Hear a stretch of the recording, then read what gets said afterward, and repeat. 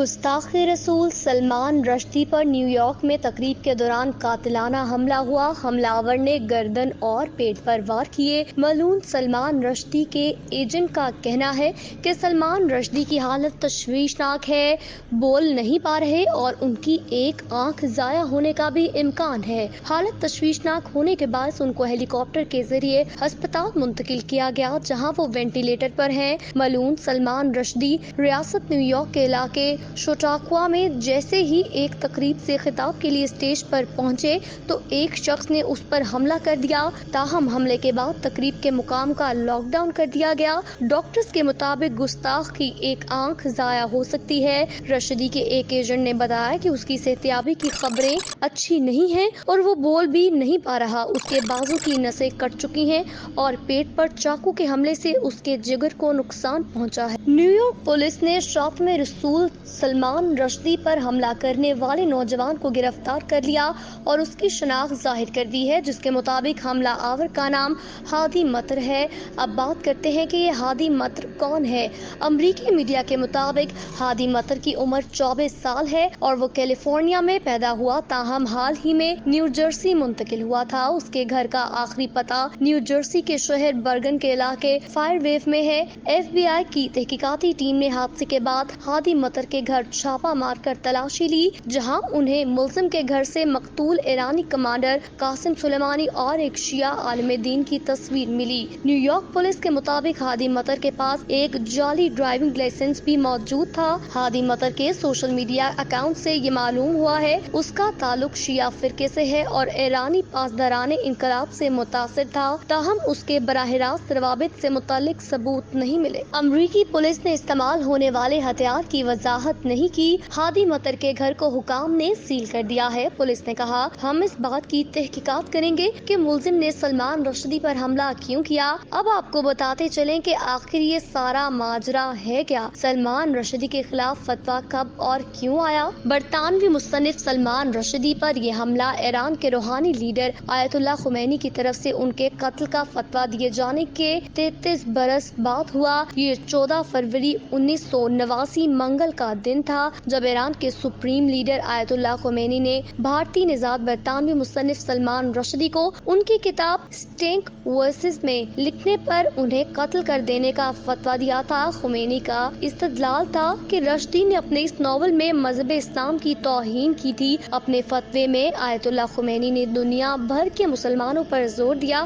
کہ وہ اس کتاب کے مصنف اور ناشرین کو جلد از جلد قتل کر دیں تاکہ پھر کوئی بھی اسلام کی مقدس اقدار کو ٹھیس پہنچانے کی جرات نہ کرے۔ آیت اللہ خمینی اس وقت 89 برس کے تھے اور اس فتوے کے بعد وہ محض 4 مہینے ہی زندہ رہے۔ اپنے فتوے میں انہوں نے یہ بھی کہا، اگر کوئی شخص سلمان رشدی کی موت کی سزا پر عمل درآمد کرتے ہوئے خود بھی مارا جاتا ہے تو وہ شہید ہوگا اور جنت میں جائے گا۔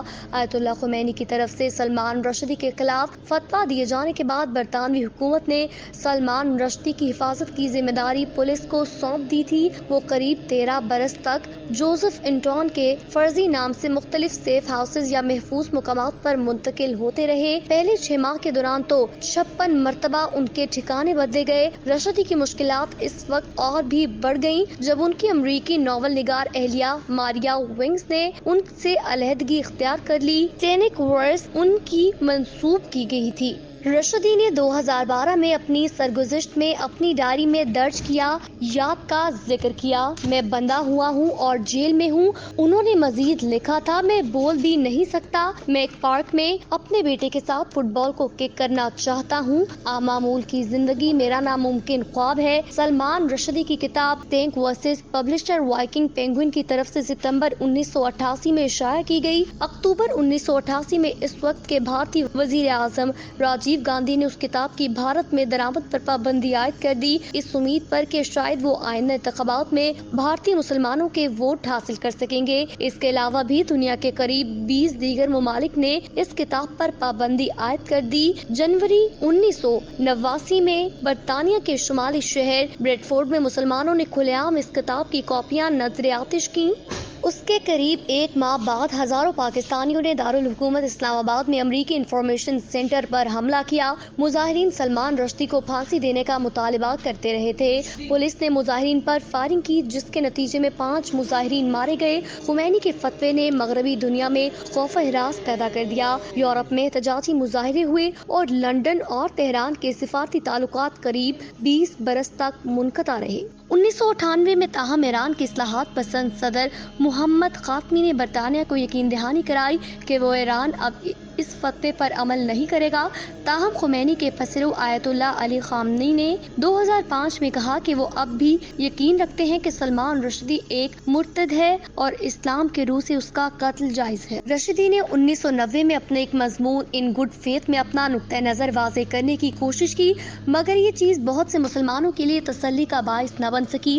رشدی نے 1991 میں بتدریج عوامی زندگی کی طرف واپس آنے کی کوشش شروع کی، لیکن ان کے جاپانی مترجم کو اس برس کے آخر میں قتل کر دیا گیا۔ ان کے اطالوی مترجم بھی کچھ دنوں کے بعد چاقو حملے کا نشانہ بنے، جبکہ ناروے کے پبلشرز 2 برس بعد گولی کا نشانہ بنے۔ حالانکہ یہ بات کبھی واضح نہیں ہوئی کہ آیا یہ حملے خمینی کے فتوے کی وجہ سے ہوئے تھے یا نہیں۔ 1993 میں مسلمان مظاہرین نے وسطی ترک شہر سواس کے ایک ہوٹل کو نذر آتش کر دیا کیونکہ وہاں عزیز نسیم موجود تھے جو سلمان رشدی کے اس ناول کا ترکی میں ترجمہ کرنا چاہتے تھے۔ عزیز نسیم تو وہاں سے بچ نکلے میں کامیاب ہوئے، مگر 37 دیگر افراد مارے گئے۔